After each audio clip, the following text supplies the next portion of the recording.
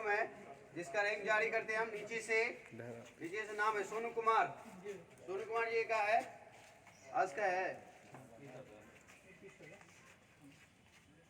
59।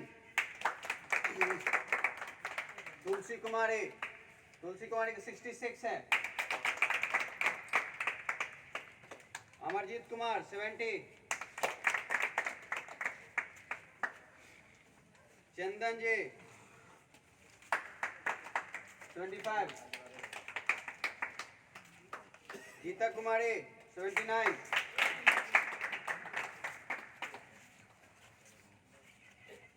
उज्जवल Kumar 81। Santosh Kumar 86। Rahul ji 93।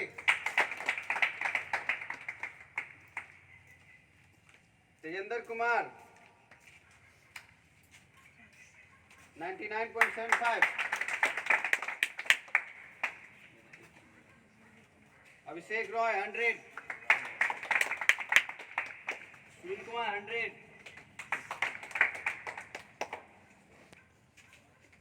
Prashant Kumar 101। Rajesh Yadav ji 102।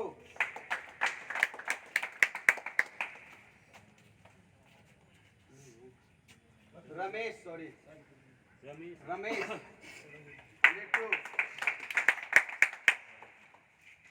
Rajan Kumar 100। Amit Kumar 107। Kashi sir 108।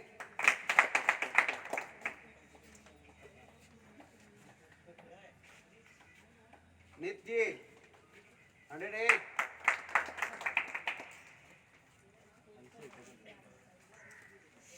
OP sir 110। Laxman Kumar Pandit 113।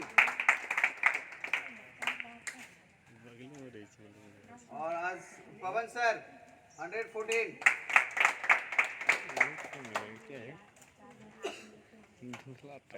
Prashant Kumar 114। उसके बाद है कमलजीत कुमार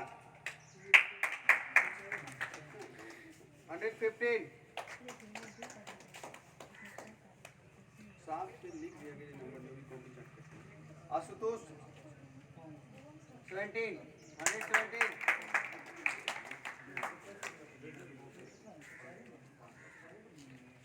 उसके बाद है मनीष कुमार झा जी 118। और आज हम टॉप 5 का रैंक में 5 रैंक पे आए हैं। विकास झा जी 118 मार्क्स से। आइए विकास जी बताइए सर क्वेश्चंस के बारे में। आज क्वेश्चंस के बारे में आज का क्वेश्चन मन खुश करने वाला था और बाकी कुछ नहीं है। सर क्वेश्चन ये भी एक सेट बनाया गया है सर, ठीक है, ध्यान से सुनिएगा। ये भी सर एक क्वेश्चंस बनाया गया, एक सेट बनाया गया है और एक सेट बनाने में बहुत सारे सर का योगदान होगा। जो भी ये प्लेटफॉर्म बना रहे होंगे उनके सारे ग्रुप मिलकर के बनाए होंगे, तो आसान नहीं। आपको याद था तो हम लोग मतलब जो लोग को याद था उनके लिए आसान कह सकते हैं, मगर यदि इसी तरह का क्वेश्चंस अगर आ जाए तो कितने कटअप जाने की संभावना है सर? आज का देखिए ये सेट जैसा मतलब स्टार्टिंग है 100 के करीब ऊपर जो है ज़्यादा का संख्या है। इससे आप देख लीजिए सेट का लेवल क्या है। हर एक सेट में एक दो चार रहता है जो मतलब जिसका लेवल नीचे रहता है, ताकि जो स्टूडेंट सर तो आप अपना ओपिनियन बताइए। आप अपना एक्सपेक्टेशन कटअप पूछ रहे हैं सर आपसे, कटअप कितना होना चाहिए आप इसके हिसाब से? ऐसा सेट रहेगा तो 110 से कम नहीं। चलिए ठीक है विकास है। और आपके हिसाब से इसमें कुछ ऐड होना चाहिए कुछ क्वेश्चंस में इसमें? थोड़ा सा जो है मैथ रीजनिंग को हल्का सा टफ करना चाहिए। धन्यवाद विकास सर जी। 180 मार्क है विकास जी का। और आज के 4th नंबर के टॉपर हैं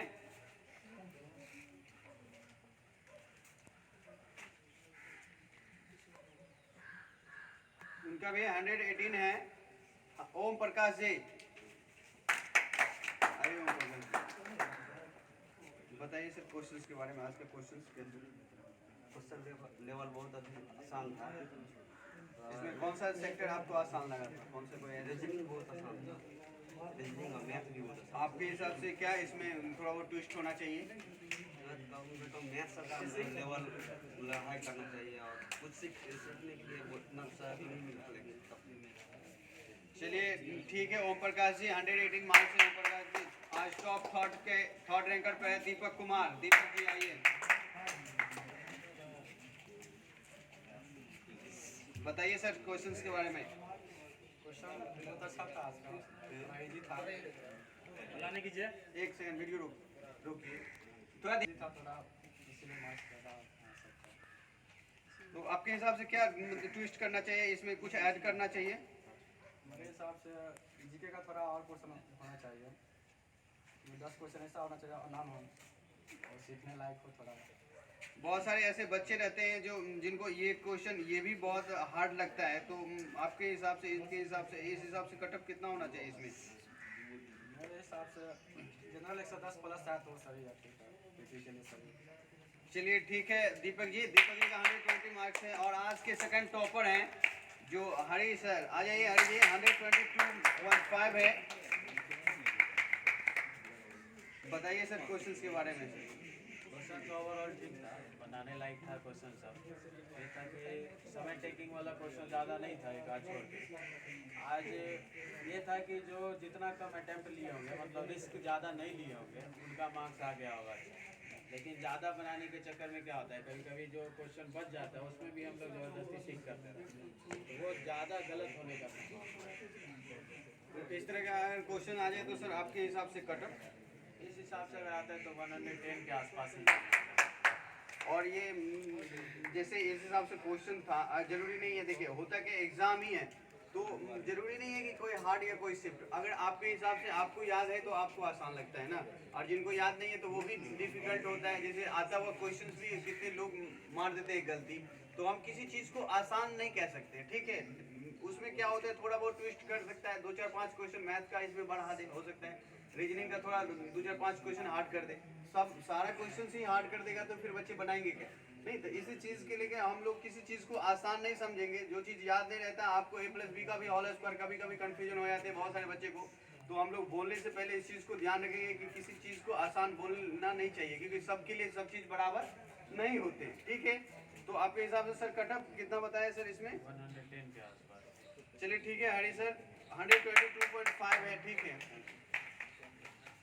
उसके बाद आज के कितने रख दिया विनोद कुमार जी 125 है।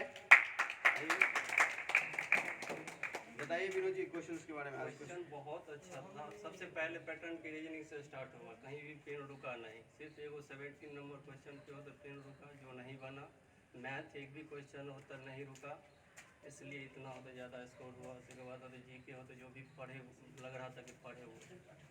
आपके हिसाब से इसमें सिर्फ कुछ ऐसा जो सेक्टर जो जी मैथ में होता क्वेश्चन कुछ ट्विस्ट होना चाहिए, जैसे 4-5 होते ऐड होना चाहिए, एडिशनल होता जो होते पेन रुके, और जैसे करेंट का इसमें करेंट कुछ ऐड होना चाहिए। करेंट में ज़्यादा नहीं था, अप्रॉक्स होता 10 होता करेंट रहेगा। चलिए ठीक है विनोद जी 125 मार्क के। तालियां नहीं बजा रहे हैं कोई आदमी।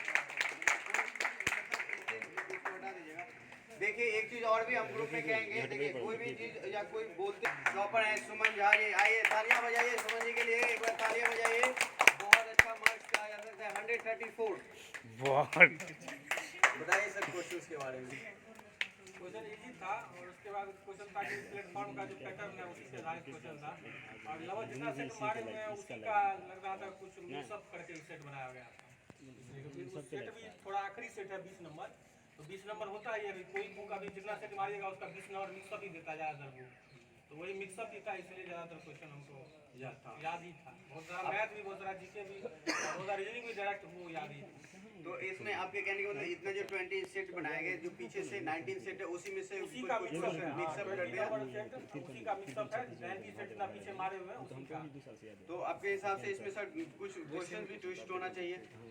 कुछ क्या, बहुत सारा ट्विस्ट होना चाहिए। सब सेक्शन में 5 से 10 क्वेश्चन ट्विस्ट, जैसे जीके था तो जीके 75 रहता है जीके जीएस में, जिसमें 10 से 12 क्वेश्चन ट्विस्ट होना था, 5 मैथ में और 5 कम से कम 5 से 7 रीजनिंग में ट्विस्ट होना था, तो वही 20 क्वेश्चन हार्ड किया था एग्जाम में।